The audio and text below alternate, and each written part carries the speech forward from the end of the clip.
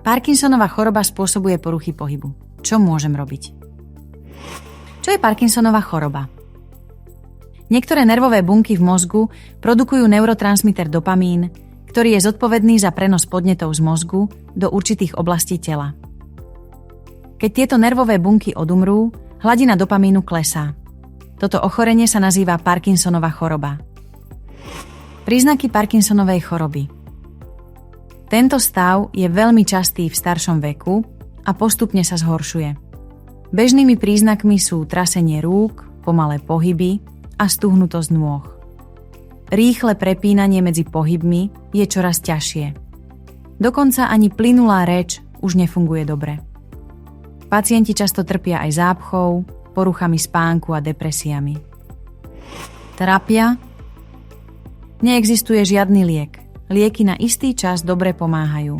Keďže však nervové bunky stále odumierajú, v určitom okamihu sa zhoršovanie príznakov už nedá zastaviť. Lieky sa musia vždy užívať v správnom čase. Informácie o tom nájdete v príbalovej informácii pre pacienta. Ak spozorujete akékoľvek zmeny, informujte o tom liečebný tím. Zhoršenie ochorenia. Ak je stav prítomný dlhší čas, môžu sa objaviť ďalšie príznaky. Môžu to byť trhavé pohyby rúk alebo neúmyselné grimasy, poruchy prehltania, problémy s rovnováhou, poruchy močenia a demencia.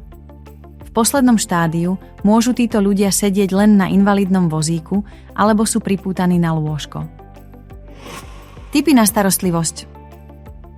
Ráno je všetko pomalšie. Medzi vstávaním, raňajkami a osobnou hygienou si urobte prestávky.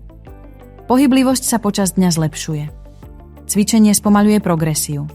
Zaveďte pohybové cvičenia. Používajte pomôcky na kompenzáciu trasenia.